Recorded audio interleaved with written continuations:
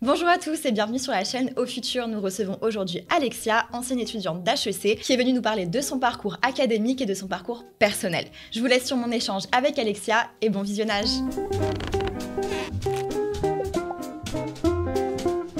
Bonjour Alexia, bienvenue sur le plateau d'Au Futur. On est ravis de t'accueillir aujourd'hui pour discuter de ton parcours académique, de tes études à HEC et de ta vie maintenant. Première question et non des moindres, est-ce que tu pourrais te présenter brièvement et nous en dire un petit peu plus sur ton parcours académique et sur tes études? Je m'appelle Alexia, j'ai 27 ans, donc j'ai fait HEC à l'issue d'une prépa commerce option scientifique à Louis-le-Grand.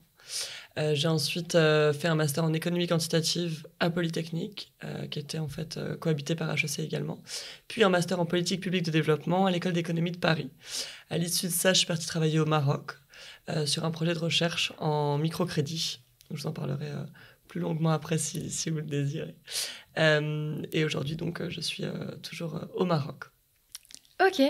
Et alors, est-ce que tu dirais que tu étais prédestinée à faire de grandes études comme HEC? Est-ce que c'était un peu dans les gènes de ta famille de faire de très grandes études comme ça? Comment ça s'est passé pour toi, du coup, ce choix d'orientation? Je dirais que, en vue de mes résultats au lycée, j'étais prédestinée à faire des études supérieures, c'est clair. Après, c'est vrai que dans ma famille, on était plus porté peut-être vers le secteur public, on va dire. Mes parents sont dans l'enseignement.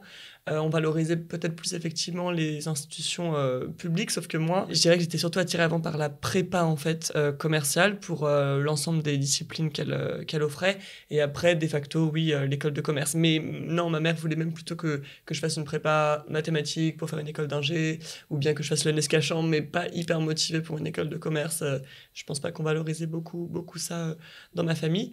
Donc pas prédestinée à une école de commerce, mais prédestinée à des grandes études, oui, plutôt. On m'y poussait en tout cas largement, ouais. Ouais, et est-ce que tes frères et sœurs ont aussi fait de grandes études comme ça? Est-ce que tu étais la seule de la famille? Comment ça s'est passé du coup dans ton cocon familial à ce niveau-là?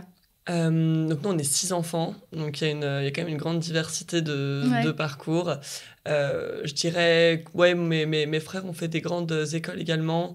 L'un a fait Supélec et l'autre Dauphine Sciences Po. Mes sœurs ont plutôt fait la fac, donc en fait, j'ai pu un petit peu m'inspirer de tous ces parcours-là pour ensuite faire le mien. Donc non, je dirais il y a une diversité, pas de pression particulière C'était à ce tranquille. niveau-là. Ouais, plutôt, ouais. Ouais, Ok. plutôt. Et alors, du coup, comment ça s'est passé pour toi à HEC? Est-ce que tu étais épanouie, du coup, dans cette grande école et est-ce que tu te sentais à ta place, surtout? Oui, alors j'étais clairement épanouie, pas forcément pour les raisons qu'on peut imaginer, mais plutôt sur l'aspect, je dirais, ouais, social, associatif. Déjà, c'est un énorme sas de décompression après la prépa, tu vois. Et toutes les rencontres que j'ai faites là-bas, tous les amis que je me suis fait, aujourd'hui encore, je vois que c'est un investissement rentable, tu vois. Je veux dire, je suis toujours très amie avec ces gens-là, je suis invitée au mariage, tu vois.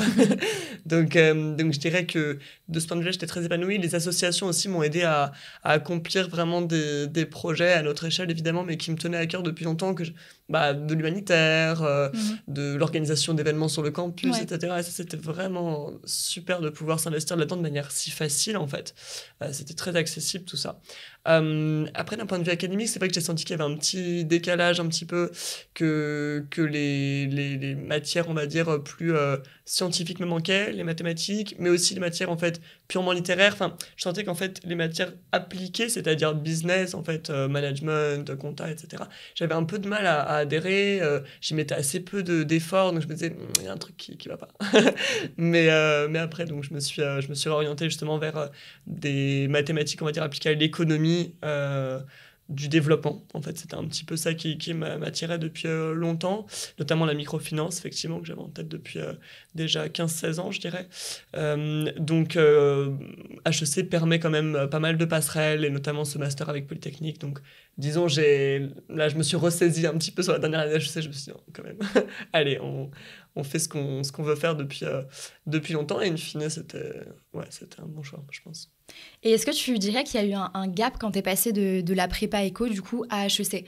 Parfois, certains disent qu'en prépa, on fait que travailler non-stop, beaucoup d'heures par semaine.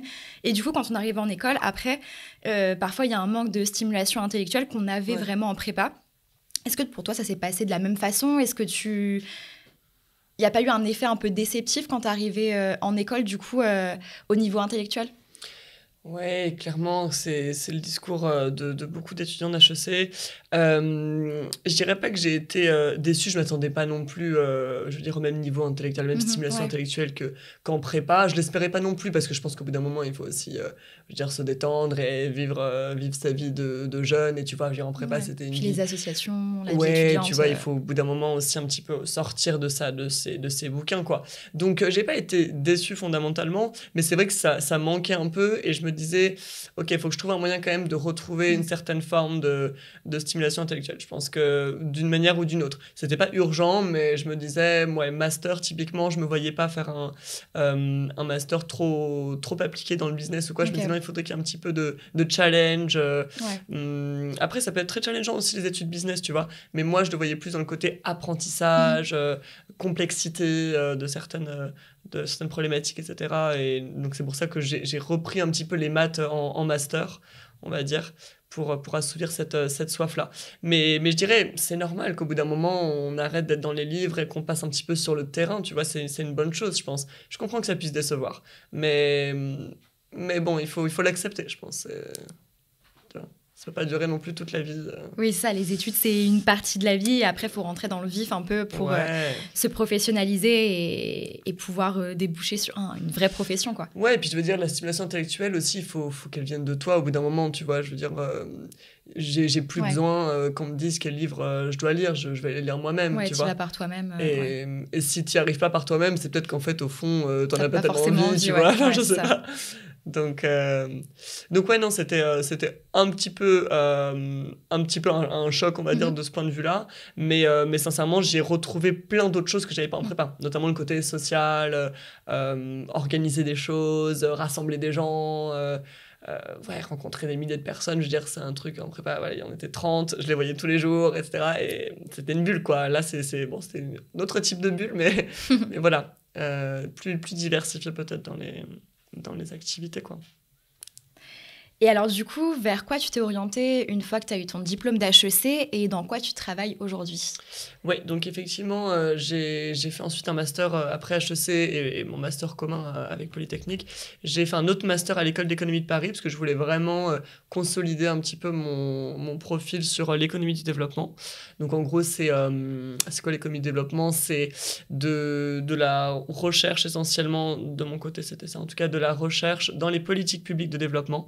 Donc afin de les améliorer, en fait, c'est de se dire, bah, Ok. voilà, chaque dollar qu'on met dans l'aide au développement, chaque dollar qu'on met dans l'élaboration d'un programme en Afrique ou que sais-je, est-ce qu'il est efficace, quoi? Ou est-ce qu'en fait c'est dans le vide total, voire c'est nocif en fait pour la cause qu'on veut combattre, entre guillemets. Donc ça, je trouvais ça super intéressant pour le coup intellectuellement, j'aimais beaucoup. J'avais même fait un stage, tu vois, dans le microcrédit, mais un peu appliqué. Et même dans ça, je me disais, ouais, mais est-ce qu'on est sûr qu'on fait un truc qui a vraiment un Ouais, qui impact est utile. positif ou juste on le fait parce que voilà, on le fait depuis 10 ans et on continue à le faire? J'avais vraiment besoin de ce côté évaluation, tu vois, compter, enfin mesurer vraiment l'impact de ce qu'on entreprend. Et pour ça, la recherche en économie de développement, c'était super. Et écoute, j'ai eu aucun mal à être sélectionné dans ce master à l'issue de ce master d'économie à Polytechnique. Et aujourd'hui, donc, je bosse sur effectivement un projet de recherche où on mesure l'impact du microcrédit flexible en milieu rural au Maroc. Voilà. Ok. Et je fais aussi d'autres projets personnels à côté. Depuis 6 mois, j'ai un peu diversifié mes activités et je suis en fait consultante indépendante sur des projets de développement, on va dire. Donc, toujours avec mon ancien employeur en très très part-time et ensuite avec d'autres employeurs, d'autres organisations internationales. Ça, c'est, on va dire, mon projet professionnel le plus abouti, mais à côté, j'essaie de développer aussi d'autres choses. J'essaie de découvrir un peu d'autres secteurs, tu vois, je me laisse un peu ce moment de découverte après avoir un peu foncé dans 7 ans d'études assez intensives, surtout sur le début et la fin, au milieu un petit peu moins intensif peut-être. Et voilà, on va voir ce que ça donne. On va voir ce que ça donne. Et alors, en ce moment, du coup, on entend beaucoup parler de désertion, de bifurcage, je ne sais même pas exactement comment on en parle, notamment avec les étudiants d'AgroParisTech qui, lors de la remise des diplômes, ont fait un discours vraiment assassin envers la société de consommation, le capitalisme, etc. Est-ce que pour toi, aujourd'hui, c'est important de faire rimer tes valeurs et ton travail, l'éthique et le travail? Est-ce que c'est un mot d'ordre pour toi aujourd'hui? Ouais, effectivement, ça me parle un petit peu tout ce mouvement-là, ce refus un petit peu, refus de parvenir, entre guillemets, ce refus de postes un peu mirobolants, mais qui potentiellement seront légèrement en désaccord avec, on va dire, la trace que tu veux laisser sur ce monde, tu vois. Ça me parle. Moi, c'est pas forcément la cause, peut-être... écologique qui m'anime le plus, c'est un petit peu plus largement, est-ce que j'ai envie d'entrer dans ce système-là, effectivement, où en fait tu bosses beaucoup, tu gagnes beaucoup d'argent, mais t'as pas beaucoup de temps libre, donc en fait dans ton temps libre, tu maximises un petit peu les activités que tu vas faire. En tout cas, moi je sais que j'aurai cette tendance-là, tu vois. Et je me dis un peu genre, est-ce que j'ai vraiment envie d'entrer dans ce système-là, tu vois. Donc ouais, je dirais, moi, j'essaye un petit peu de trouver l'équilibre moi-même sans me laisser imposer quoi que ce soit. Donc j'essaie de me dire, ok, quelle dose, on va dire, de travail je m'accorde, quelle dose de temps libre je m'accorde, etc. Et en fonction de ça, j'essaie de trouver les activités les plus, si tu veux, les plus adaptées, en fait, à mes envies. Du coup, oui, je dirais, il faut faire rimer surtout travail et envie plus que peut-être éthique. J'aurais pas cette prétention-là, en fait, parce que je pense que c'est extrêmement difficile d'être éthique, entre guillemets. On est toujours contradictoire. Même si tu as un poste dans la RSE ou quoi, on pourra toujours trouver des contradictions, des moments où on va te dire, mais tu vois, là, soi-disant, tu travailles dans la RSE, mais en fait, tu manges de la viande, tu vois, mais ok, mais c'est très difficile, tu vois. Donc moi, j'ai pas cette prétention-là.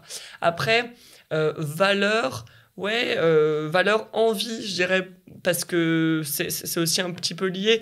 Les envies sont un peu le produit aussi de tes valeurs, mais moi, c'est ça, en fait, que j'essaye de faire, tu vois, c'est de me dire, est-ce que je suis sûr que la vie que je suis en train de mener, genre, elle m'appartient, ou je me suis un peu laissé imposer un schéma qui était pas forcément le mien, en fait, tu vois. C'est peut-être celui auquel j'étais prédestiné, mais sincèrement, il me parle pas, tu vois. Donc, pourquoi je vais le faire, tu vois. Donc, c'est plus, moi, dans ce sens-là que j'essaye de réfléchir. C'est encore en construction. Mais, donc, voilà. Après, de manière générale, je pense que j'en parlais avec une amie il y a quelques mois. Tu peux pas dire, au travail, tant pis, je fais un truc un peu pas hyper éthique, mais après, dans ma vie, je suis hyper... non. D'un moment, le travail, c'est pas pour moi le pro, le perso. Quelle est la Ouais. différence? C'est toujours toi, il me semble, hein, qui travaille. Enfin, à moins que tu sois vraiment schizo, quoi. Mais... Tu te dédoubles entre le travail, la vie privée. Donc, oui, enfin, clairement, ça compte, mais j'aurais pas la prétention, tu vois, de dire, genre, c'est une valeur absolue, parce que c'est très difficile d'être complètement... je dirais clean, tu vois. Ouais, c'est ça. C'est super difficile, Et de pas être contradictoire. Hein. Moi, je suis pas de contradiction, je l'assume, mais c'est... Et du coup, t'en penses quoi de ces étudiants, notamment que ce soit... Il y a eu AgroParisTech, il y a eu aussi à HEC, du coup, il y a eu Anne-Fleur Goll qui, à la dernière remise des diplômes, a fait un discours aussi un peu plus ouvert, on va dire, que les étudiants d'AgroParisTech étaient vraiment... un peu extrême aussi dans leur positionnement. Elle, c'était un peu plus mesuré, mais c'était toujours ce refus du système de consommation. Bon, c'était plus au niveau de l'écologie. Toi, t'en penses quoi, du coup, de ces étudiants qui se rebellent un petit peu contre ce qu'on nous a toujours appris, finalement. Tu vas faire des grandes études, tu vas avoir un bon travail et tu vas gagner beaucoup d'argent. Du coup, tu l'as évoqué aussi, mais pas forcément pour les mêmes raisons. Mais t'en penses quoi, du coup, de cet engagement de la part des nouvelles générations ? Ouais, je trouve que c'est des messages hyper forts qui sont passés. J'avais beaucoup apprécié ce qu'avait dit Anne Fleur. Je pense que c'est clairement une super direction qu'on est en train de prendre dans les grandes écoles. On casse un petit peu les clichés, tu vois, genre des clones, tu vois. Beaucoup de gens de l'extérieur pensent que quand t'as fait une grande école, après t'es un clone, tu vois, d'autant plus HEC. Mais en fait, absolument pas. Je veux dire, les gens qui ont fait des grandes écoles et tous mes amis, c'est des personnes qui réfléchissent énormément, qui, même si dans leur parcours, on va dire, peuvent paraître un petit peu conformistes ou quoi, c'est toujours avec beaucoup de recul et beaucoup de réflexion quand même qui font ça. Non, on est quand même... On peut pas nier le fait que les personnes qui sont en grande école sont des personnes qui réfléchissent, en tout cas, tu vois. Il y a des cons, comme partout. Mais dans l'ensemble, c'est des personnes qui ont beaucoup de recul et, sur leur vie. Donc, en fait, ça se manifeste aujourd'hui par, effectivement, un engagement supérieur de certaines personnes, un refus des schémas classiques, etc. Et je pense que c'est une super direction parce qu'en fait, ça décomplexe beaucoup de gens. Tu vois, c'est-à-dire que je pense qu'il y a encore 10 ans, des parcours un peu alternatifs, typiquement dans l'écologie, etc., n'étaient pas forcément hyper valorisés en sortant d'HEC. Aujourd'hui, je dirais, il y a un peu un retournement, tu vois, de situation où en fait, c'est plutôt admirable, tu vois, je pense, de prendre ce genre de direction, alors qu'on va dire les parcours plus conformistes vont être peut-être plus dénigrés, tu vois, ou en tout cas, on va dire, ah ouais, ok, facile, tu vois, un petit peu. Donc, je dirais, ça engendre vraiment un changement de perception des carrières qui décomplexe beaucoup de gens, je pense. Donc, c'est excellent que certains étudiants aient le courage, en fait, de s'exprimer par rapport à ça. Donc, je pense que c'est surtout ça, c'est qu'il y a beaucoup de gens qui s'interdisent aussi parfois certains parcours parce qu'ils se disent non mais j'ai pas fait tout ça pour au final tout laisser de côté, faire un truc un peu arrêter, pas hyper bien payé ou quoi. En fait tu te dis mais tout est possible, pourquoi il n'y a pas vraiment de règles. Donc je pense que c'est une bonne manière d'autoriser, on va dire, les générations suivantes à vraiment aller dans une direction qui leur parle, tu vois. Ce que je te disais un petit peu, c'est te dire, ok, est-ce que là, je suis vraiment en train de vivre ma life ou je suis un peu... laisse porter par les schémas, en fait. Ouais, et je suis en train de procrastiner. Moi, en mode, après, je ferai c'est ça. Je serai plus engagée après, mais pour le moment, on va rester dans les sentiers battus. Ouais, et encore une fois, sur l'engagement, moi, je soutiens à mort, il n'y a pas de souci. Mais il n'y a pas que l'engagement, tu vois, si tu me dis que tu fais un taf où, entre guillemets... il n'y a pas, tu vois, de prétention, je dirais, d'impact écologique, social, etc. Mais tu aimes ce que tu fais, t'es bien, t'es épanoui, j'allais te dire, t'as tout compris. Ouais, ça peut être un engagement personnel aussi pour ton propre bonheur, finalement. Absolument. Ce qui est peut-être le premier engagement auquel il faut s'atteler, sans, bien sûr... empiéter sur le bonheur des autres, c'est toujours bien sûr les limites de la liberté aussi, mais tu vois, voilà, si t'es bien, peu importe si t'es engagé, si ce que tu fais ça sauve le monde ou quoi, en fait tu sauves le monde à ton échelle en étant heureux, en transpirant quelque chose de, tu vois, de positif, une pour joie, que t'es épanoui, c'est bon quoi. Tu vois, j'ai pas besoin que tu fasses des grands discours, moi c'est ça un peu ma vision. Donc à fond pour l'engagement, mais pas de pression non plus quoi. Tu vois, juste être en adéquation avec soi-même finalement et faire ce qu'on a envie de faire. Ouais, et encore une fois, si tu me dis, moi, c'est de faire de la grosse finance à Londres qui est en adéquation avec moi-même, je te dis, yallah. C'est vrai que je sais pas si on va être meilleurs potes, tu vois, parce que ça veut dire que potentiellement on a un décalage effectivement un petit peu, mais sincèrement, si c'est ça qui t'anime, qu'est-ce que je te dise ça va, tu vois. Juste, voilà, que chacun se dise, ok, je suis à ma place, tu vois. Et sans s'être mis de grosses pressions, de grosses injonctions, ça, je trouve ça un peu dommage. Donc, bref, ça pour dire que, ces discours-là, je pense qu'ils créent un petit peu cette prise de conscience chez les étudiants, Et je pense aussi que les entreprises... en ce moment, il y a notamment tout l'aspect écologique, mais ils recherchent vraiment des talents qui sont engagés et qui sont passionnés aussi, tu vois. Tu disais, du coup, il y a l'aspect écologique, il y a l'aspect égalitaire, du coup, hommes et femmes, etc. Mais surtout, ils veulent des parcours passionnés. Et comme on disait, du coup, les parcours qui vont être un peu plus...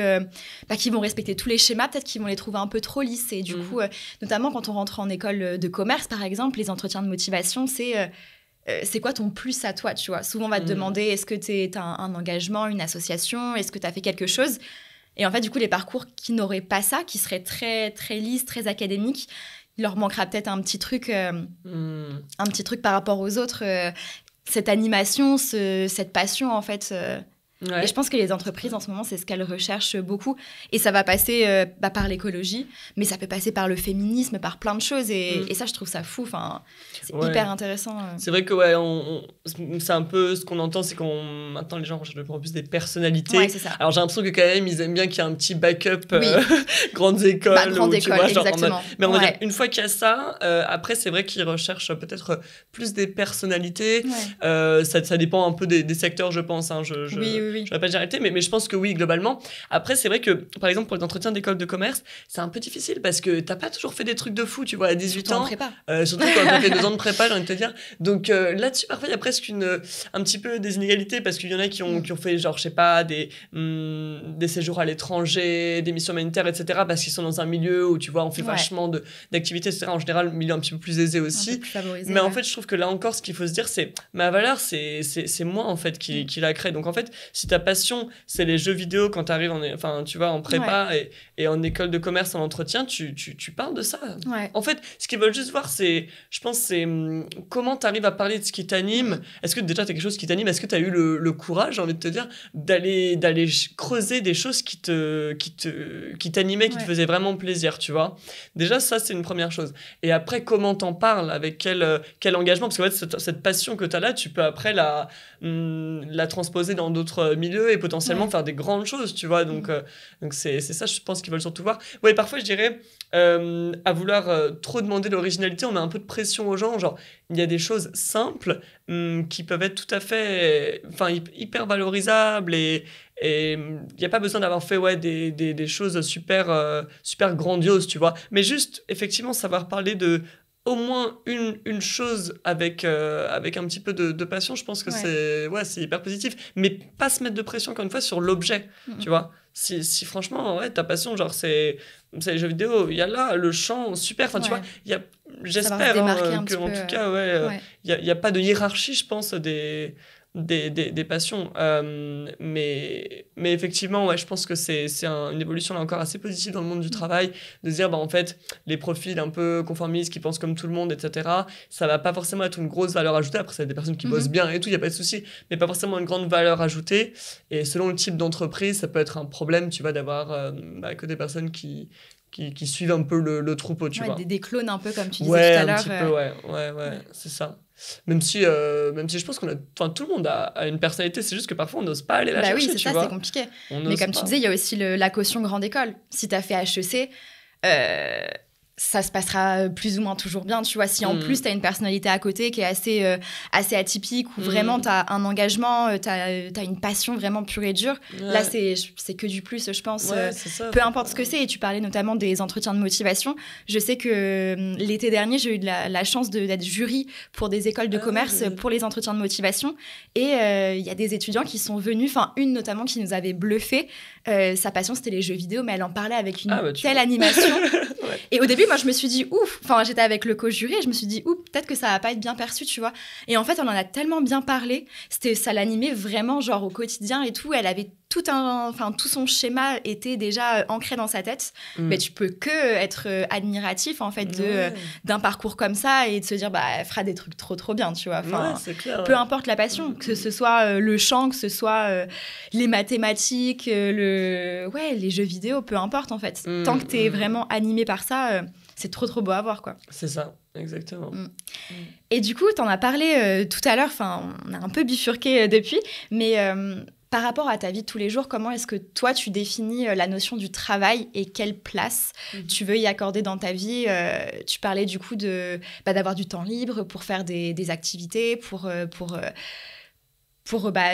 s'aider à tes loisirs, etc. Comment tu vois la notion de travail aujourd'hui et quelle place tu lui accordes dans ta vie?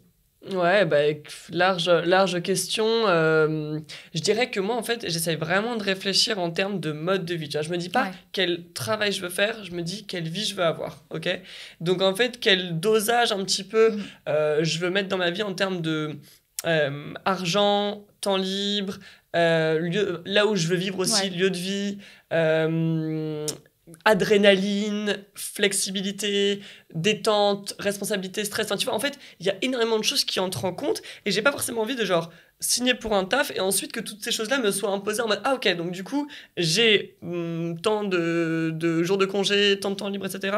J'ai tel niveau de responsabilité, donc pas mal de stress, etc. En fait, non, j'ai envie que ce soit un peu plus proactif, tu vois, de mon côté, ce qui est peut-être super exigeant et je te dis pas que dans 5 ans, je me dirais ok, peut-être que j'étais un peu trop genre. Mais en tout cas, là, j'essaye. Tu vois, je me dis, ça vaut le coup d'essayer. Je me dis, mon mode de vie, c'est ok, je veux vraiment conserver pas mal de temps pour apprendre, notamment, tu vois. Je veux pas me dire ça j'aimerais beaucoup l'apprendre, mais malheureusement j'ai pas le temps. c'est vraiment des discours que je veux pas avoir. Donc, typiquement, les langues étrangères, pour moi, c'est super important et ça requiert quand même pas mal de temps. Donc là, tu vois, j'habite au Maroc, j'apprends l'arabe marocain. Là, en ce moment, j'apprends un peu l'italien, ça m'intéresse. Donc, en fait, c'est difficile quand tu as un taf prenant, tu vois, de t'engager dans ces choses-là, sachant qu'à côté, tu as toute la vie sociale. Le sport, évidemment, c'est super important aussi. Et je découvre un peu des nouveaux sports depuis que je suis au Maroc. Le surf, le flamenco. Tu vois, en fait, tout ça, c'est pas compatible avec un travail qui est trop prenant. Sauf que, en même temps, bien sûr, moi, ça m'anime de me mettre à fond, tu vois, dans un taf. Et j'ai toujours été comme ça. Je veux dire, tous mes stages, je les ai fait à fond, mes études à fond et tout. Donc, du coup, je me suis dit, bon, on fait un test, tu vois, on réduit un petit peu la dose de travail et donc, bien sûr, l'argent que je gagne aussi, on va pas se mentir. Et on augmente un petit peu la flexibilité, la liberté, les plages en mode libre, et on voit ce qui se passe, tu vois. Donc, en fait, pour mieux, justement, réinsérer ensuite le travail dans ma vie, tu vois. Donc, l'idée, c'est, genre, je pensais que ça prenait un peu trop de place avant travail / études, évidemment. Et ça me laissait pas assez de temps pour m'épanouir dans d'autres choses. Là, je réduis et j'ai vachement de temps pour moi, pour construire un petit peu mon mode de vie, mon profil et le diversifier aussi un peu. Et après, j'espère trouver un bon équilibre, tu vois. C'est un peu ça l'idée. Mais l'idée, c'est toujours ça, c'est de rien se laisser imposer, tu vois. Je veux pas signer pour un taf et qu'après, tout me soit imposé de facto. Donc voilà, la notion de travail, je dirais, pour moi, c'est une activité qui doit entrer dans une réflexion globale. C'est une activité, en l'occurrence, rémunératrice. Donc, voilà, c'est une différence par rapport à apprendre des langues qui m'apporte rien fondamentalement d'un point de vue financier. Voilà. Et j'essaie de l'intégrer dans tout ça et de voir si les équilibres, tu vois, sont bien respectés, quoi. C'est un travail du quotidien. C'est de la construction permanente et beaucoup de réflexion aussi. Et du coup, tu l'as dit, aujourd'hui, tu vis au Maroc. Pourquoi est-ce que tu as choisi le Maroc? Et est-ce que ça tenait vraiment à cœur de déménager et de quitter la France? Tu voulais vraiment vivre à l'étranger? Encore une fois, il y a rien de définitif dans tout ça, mais ouais, je voulais quand même effectivement explorer vraiment la piste de l'étranger. De toute façon, avec mes études et la carrière que je voulais faire, donc dans l'économie du développement, c'est quand même assez naturel d'aller sur le terrain. Ce qu'on dit, c'est l'expression qu'on emploie. Donc en fait, ça voulait dire aller à l'étranger, dans un pays où il y a un programme de développement qui m'intéresse et d'y rester 1, 2, 3 ans, etc. Potentiellement bouger aussi. En fait, donc je suis arrivé au Maroc sur un projet de 2 ans sur donc, le microcrédit et en fait je suis tombée totalement amoureuse du Maroc donc là j'y suis encore alors que techniquement je pourrais ne plus y être dans le cadre de mon taf, mais ouais non ça me tenait vraiment à cœur d'avoir des expériences à l'étranger, déjà parce que comme tu sais j'aime les langues étrangères et je voulais pratiquer tout ça, mais aussi parce que j'avais vraiment besoin de découvrir d'autres manières de vivre, d'autres manières d'aborder le temps, je sais pas, la vie, tu vois, au Maroc, c'est super intéressant, le rapport qu'ils ont à la religion, et donc finalement à la vie après la mort, qui compte presque plus que, tu vois, parfois j'entends des choses, je me dis, ouais, c'est extraordinaire, enfin, je veux dire, ça te fait vraiment, ça te chamboule un peu ton schéma de pensée, et moi, ça m'enrichit beaucoup au quotidien. En fait, juste au quotidien, vivre là-bas, ça m'enrichit, tu vois. Et je trouve qu'un voyage, bien sûr, pourrait enrichir, mais c'est autre chose de vivre à l'étranger, c'est vraiment autre chose, parce que tu t'insères comme ça dans la culture et ça te prend dans ton quotidien, tu vois. C'est pas quelque chose qui vient c'est pas quelque chose qui vient être une parenthèse un peu dans ta vie, un voyage que j'ai fait de 3 semaines. Là c'est vraiment ton quotidien, et c'est particulier. L'enrichissement est vraiment fort, et je sais pas si en France j'arriverai à avoir ça. Tu connais déjà, quoi. Ouais, mais tu vois, je suis sûr qu'il y a énormément de milieux sociaux, de régions, etc., que je connais pas en France. Franchement, je crois que je connais même moins bien la France actuellement que le Maroc. Mais donc, je suis sûr que je pourrais être enrichi, si tu veux, par la diversité. C'est pas le souci. Mais je pense que le fait d'être vraiment plongé dans quand même l'inconnu, c'est autre chose. De pas être dans ma zone de confort du tout, à aucun moment. Quand je suis dans le Haut-Atlas, tu vois, avec les familles berbères et tout, je suis en mode, j'ai rien à foutre là techniquement, mais ok, on va voir. Et c'est fou, tu vois. Tout ce que je vis, c'est très très enrichissant. Ouais. Mais justement, tu le dis, c'est vraiment s'éloigner de sa zone de confort. Ce que tu dis depuis le début, c'est de pas forcément suivre les schémas classiques et juste en fait de se challenger au quotidien. Et là, par rapport au Maroc, c'est aussi ça. Et est-ce que du coup, là tu parles du Maroc, mais est-ce qu'il y a d'autres pays que tu aurais envie de pas juste de visiter, mais dans lesquelles tu aimerais vivre et des cultures que tu aimerais un peu plus appréhender. Est-ce qu'il y a autre chose qui te fait rêver, du coup, qu'est le Maroc? Ouais, bah, donc, juste pour le début de ta question, oui, c'est sortir de sa zone de confort, ou bien c'est la trouver, justement, cette zone de confort, mais vraiment la tienne, c'est-à-dire, tu vois, celle dans laquelle tu te dis, ouais, en fait, je suis trop bien dans ma vie, quoi, c'est ouf, tu vois. Mais je pense pas que la zone de confort dont on parle en général, ce soit celle-là, tu vois, c'est plus celle où, en fait, tu sais déjà tout, tu connais déjà tout. C'est un peu négatif, la zone de confort, c'est pas se dépasser, en fait, c'est rester sur ses acquis, se reposer sur ses lauriers. Se laisser porter par là où on t'était un peu destiné, et voilà. Non, effectivement, moi ce qui m'anime, c'est au contraire de trouver, bah voilà, en fait, un environnement où, d'une manière ou d'une autre, j'arrive à construire une aisance, tu vois, mais effectivement, à partir d'un milieu qui, à la base, pas forcément évident. Après, il y a d'autres pays. C'est difficile pour moi de réfléchir comme ça, sans projet particulier, tu vois. Là, le Maroc, à la base, j'y suis allée, j'étais en mode... quand j'ai accepté le job, j'étais super contente, mais c'est vrai que j'étais pas convaincue, tu vois. Je me disais, ouais, je sais pas si le Maroc, c'est pour moi. Une expérience. Tu parles. En fait, genre, je suis en mode... 2 ans après, c'est toute ta vie, quoi. Parce que ça dépend beaucoup de ce que tu vis, de ce que tu fais, etc. C'est vrai que de facto, le monde arabe, on va dire, en général, m'attire parce que je découvre beaucoup de choses inconnues à travers le Maroc. Linguistiquement, c'est super intéressant aussi. Tous les dialectes qui sont parlés dans le monde arabe et tout ça, ça m'intéresse. Après, est-ce qu'au point de vivre autre part, pas nécessairement. Je suis plutôt attiré, on va dire, peut-être par l'Espagne ou l'Italie, où je trouve qu'il y a un art de vivre qui est assez magnifique, mais pour l'instant, la question se pose pas trop. Sincèrement, je fais pas de projection en termes géographiques. Là, je suis bien. Et j'ai investi, tu vois, tellement de choses, que ce soit relationnellement ou... ouais, bien sûr, culturellement aussi, j'ai appris, j'ai fait énormément de travail d'investigation pour comprendre la culture, la religion, la langue, etc. Je me dis, maintenant, on va profiter un peu de ça, tu vois, on va essayer de faire fleurir quelque chose, on va dire, de tout cet investissement. Donc là, j'arrive pas à me projeter autre part. Et je suis pas trop dans une perspective expat, tu sais, genre 1 an et demi, bam, je bouge 1 an et demi, qui est toujours un peu en vacances à moitié, tu vois. Moi, je me sens pas... Non, c'est sérieux, tu vois. Genre, ce que je vis au Maroc, c'est pas des vacances, juste une parenthèse avant de revenir à Paris, dans mon appart, tu vois. Non, c'est... Donc non, pour l'instant... c'est ça. Pour l'instant, le Maroc... Tu vois, comme quand t'es dans une relation et tu dis, ouais, putain, c'est l'homme de ma vie, c'est sûr, tu vois. Bah, en fait, là, tu sais pas, genre... Ouais, genre, tu sais pas ce qui va se passer, mais juste, c'est bien de le penser. Ouais. C'est bien de le penser, après, tu verras.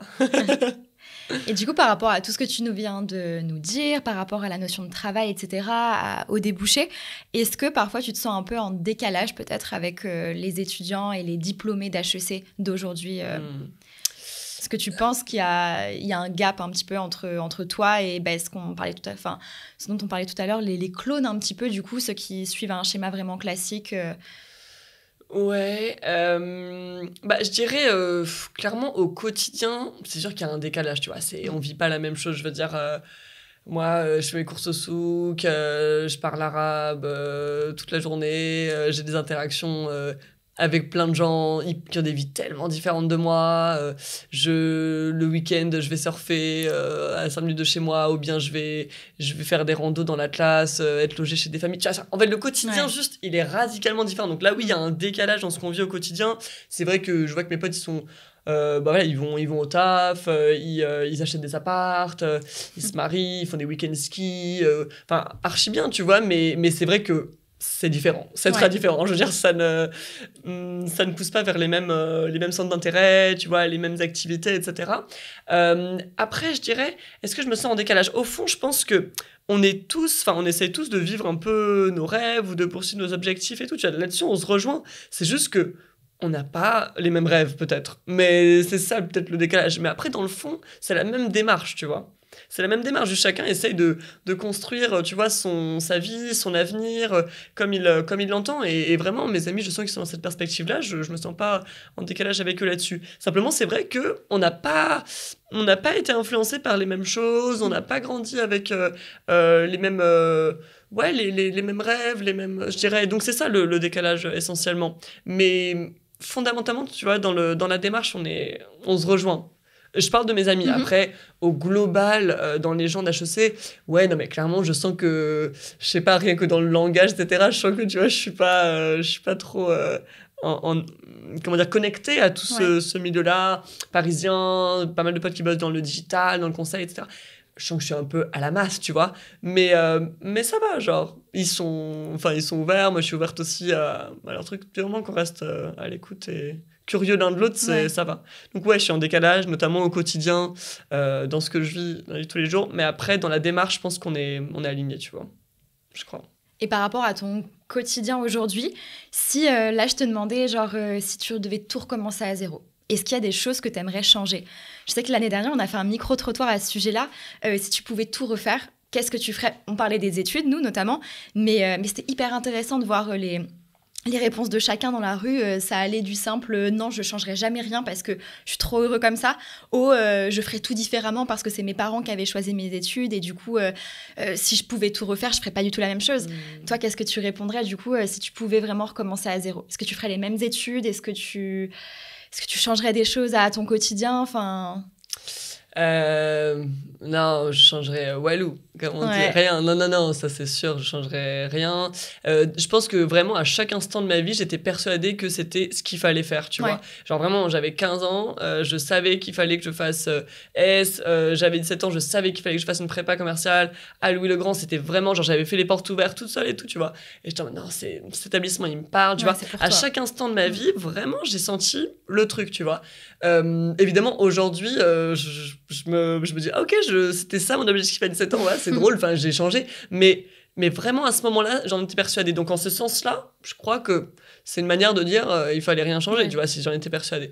Donc, non, et puis je pense que d'un point de vue académique, ouais, j'ai fait vraiment beaucoup d'études, genre j'ai un peu poussé, tu vois, 2, 3 masters, je sais pas, je les compter vraiment bien, parce qu'il y a une sorte de double master, et puis après un autre master derrière. En parallèle de HEC, j'avais même fait aussi une licence de maths à la Sorbonne, un peu en dilettante, parce que c'était un peu chaud de tout gérer en même temps. Mais ouais, j'ai un peu poussé, mais en fait, je regrette aucunement parce que ça m'a permis aussi d'avoir une certaine sérénité, tu vois, face à l'avenir. Genre, je me dis, en fait, aujourd'hui, je peux m'accorder un moment justement un peu de réflexion, de test, tu vois, essayer des choses et je sais que je peux retomber sur mes pattes, mais genre parce easy, tu vois. Ouais, donc en fait, même si tu pourrais te dire en mode, ouais, t'as un petit peu fait tout ça pour rien quand même, là, les études de fou, la recherche en économie, etc. Est-ce qu'aujourd'hui tu fais un PhD, t'es chercheuse à Harvard? Bon, non. Mais ça m'apporte une sérénité au quotidien et je me dis, ouais, je peux, tu vois, typiquement, trouver des missions pour des organisations internationales. Donc, c'est une bonne manière pour moi de gagner ma vie tout en faisant quelque chose qui m'intéresse beaucoup. Ben, je sais qu'à tout moment, je peux augmenter la dose si j'ai besoin, diminuer. Tu peux ajuster. Tu vois, mon profil, il est là, je suis bien. Tu vois, évidemment, si tu te reposes pendant 5 ans sur tes lauriers et que, bon, au bout d'un moment, ça va se voir. Tu vois, j'arrive à 30 ans, j'ai 0 expérience depuis 25 ans. Ils vont se dire, ouais, non, tu vois, mais si t'as fait des belles études, non.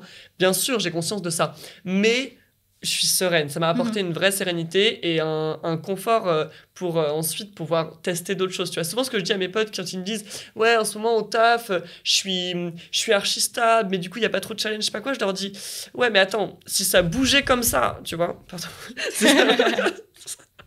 Si ça bougeait comme ça dans le monde du travail, est-ce que tu aurais genre la disponibilité d'esprit, etc.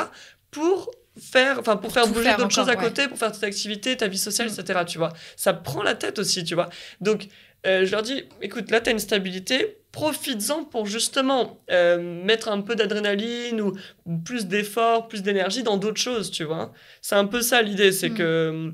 Donc moi, tu vois, j'ai cette stabilité dans mes études, je me dis, ok, là, je suis allé jusqu'au bout, vraiment, c'est bon.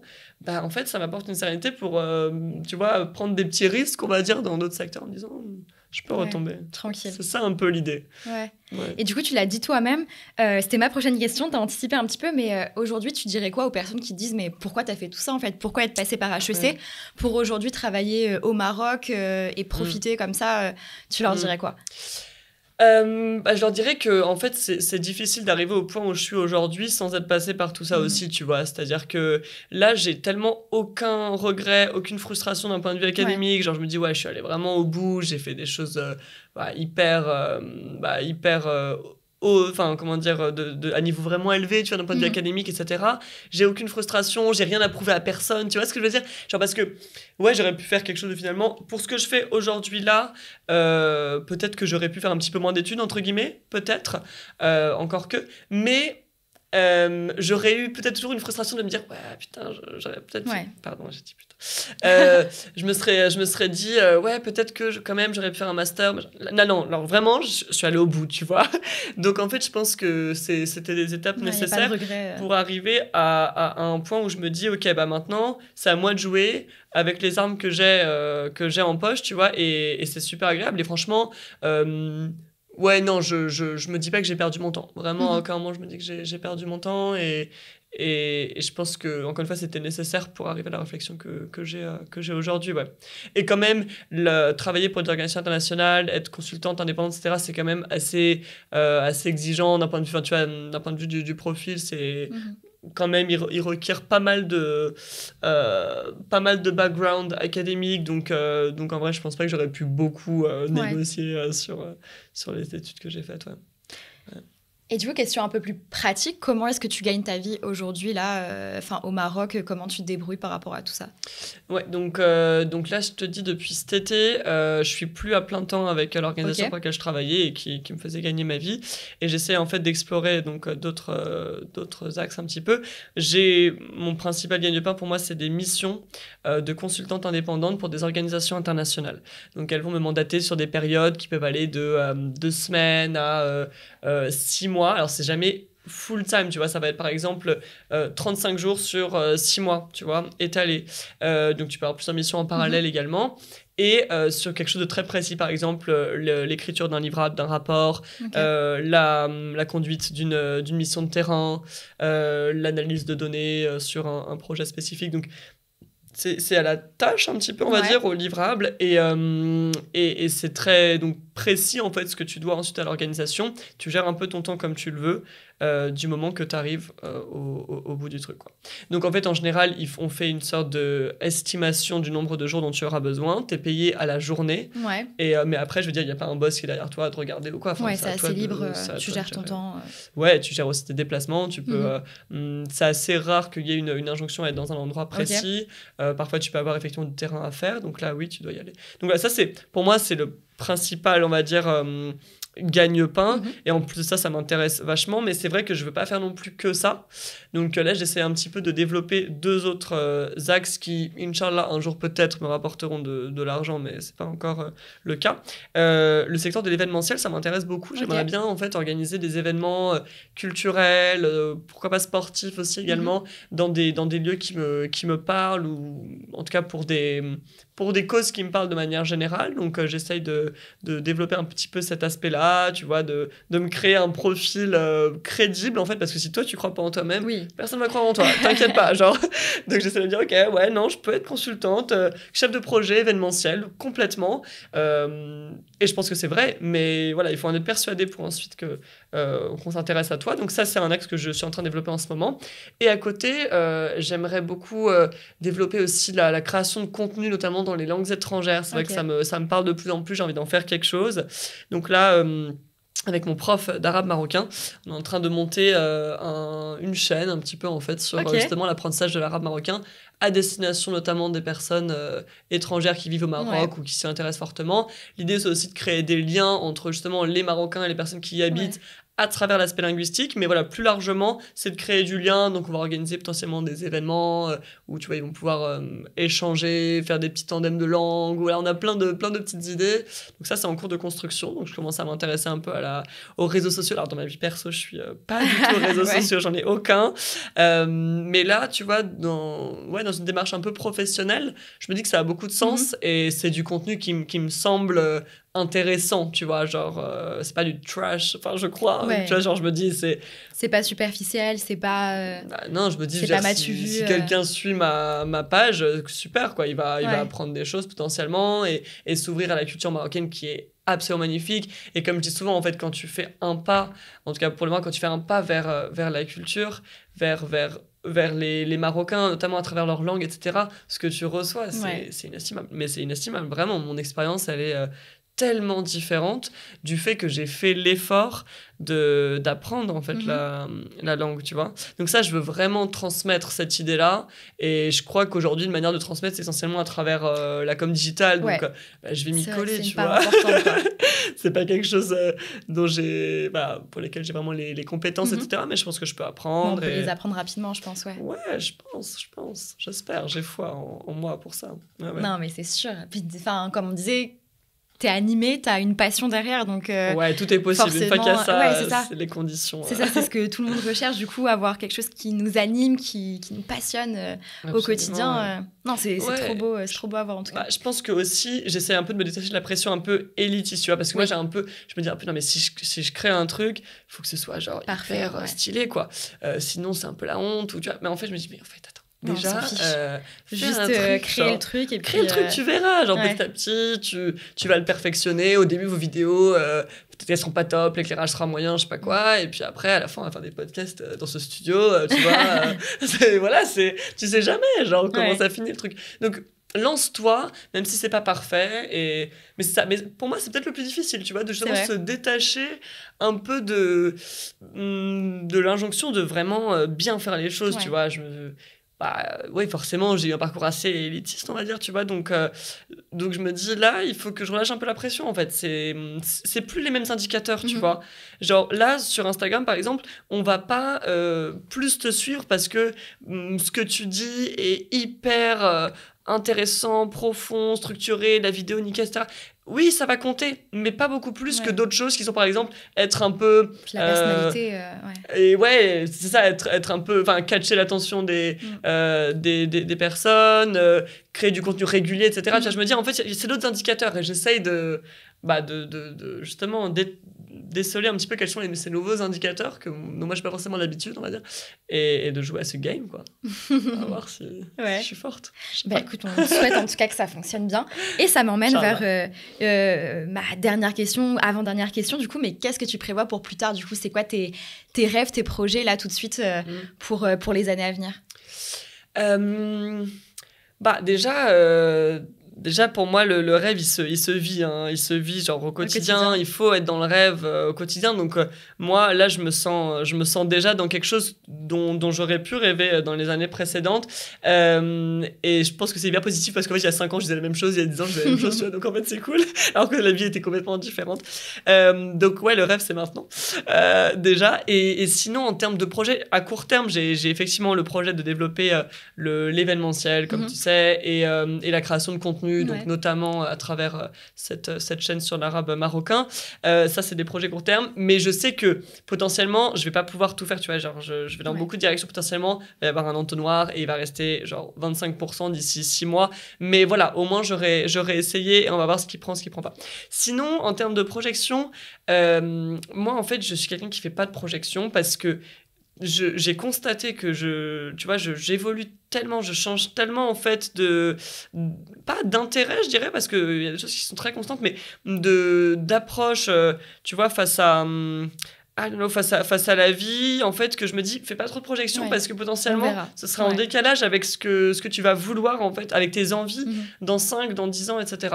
Donc, j'essaie d'être plutôt à l'écoute de mes envies maintenant, en me disant, ça aura du sens, tu vois, ça va mener à quelque chose qui aura du sens plus tard, genre, j'ai cette confiance-là. Encore une fois, je pense que le fait d'avoir un profil solide, etc., m'aide beaucoup dans cette réflexion-là. Mais donc, je dirais, non, je fais pas trop de projections parce que je voudrais pas faire des hypothèses sur mes envies dans les prochaines années. Donc, je suis plutôt à l'écoute de ce que je vis à maintenant. Donc, voilà, idéalement, pour l'instant, à court terme, c'est rester au Maroc en quand même voyageant pas mal entre l'Europe et le Maroc et essayer de développer mes projets donc, dans l'événementiel, les organisations internationales et le contenu, on va dire, digital. À côté de ça, dans ma vie perso, j'essaie de me mettre un peu plus à fond aussi dans ce qui m'anime, la musique, les langues, certains sports, les relations que j'ai vraiment envie d'entretenir, d'enrichir. Je suis pas forcément dans une perspective de rencontrer plein de nouvelles personnes. Je crois que ça m'est un petit peu passé entre guillemets, tu sais, genre t'as les années HEC où tu rencontres 1000 personnes, et après mes années Erasmus à moi, c'est-à-dire quand je suis partie à Séville et ensuite au Maroc, j'ai vécu un peu à Séville en télétravail, et au Maroc où là, bam, océan de rencontres, tu vois. Là, je suis un peu moins dans ça, mais parce que j'ai l'impression d'avoir des gens tellement extraordinaires déjà autour de moi, en France, comme au Maroc, je suis plutôt dans je dirais l'approfondissement de ces relations-là, essentiellement. Donc c'est ça, c'est ça l'objectif. Ok, et ma vraie question de la fin, du coup, si demain, il y a un étudiant de 18 ans là, qui passe son bac, qui vient te voir et qui te demande des conseils pour ses études supérieures, pour sa vie en général, tu lui répondrais quoi? Quel conseil tu peux donner à un étudiant là, qui va s'insérer dans les études supérieures? Je lui dirais un peu ce que j'ai dit précédemment. Crois en toi parce que personne va croire en toi pour toi, tu vois. Donc vraiment, sois conscient de ta valeur, crois en toi et suis tes envies également. Ne pense pas qu'il y ait des envies qui sont plus valorisables que d'autres, tu vois. Non, vraiment, tout a beaucoup de sens du moment que tu y crois, que tu aimes ce que tu fais. Et voilà, la réponse, elle est toujours un petit peu là-dedans. Peut-être que je suis un peu idéaliste, mais ça fait pas de mal. Ça fait pas de mal. Merci beaucoup Alexia, c'était super intéressant et merci d'avoir répondu à nos questions du coup pour Au Futur et puis pour tous ces étudiants qui sont en recherche d'orientation là en ce moment sur Parcoursup et autres. Merci beaucoup. Avec grand plaisir, bon courage à eux. C'est pas un moment facile mais c'est vrai. Mais ça va le faire. Ça va le faire. Merci. Merci à vous.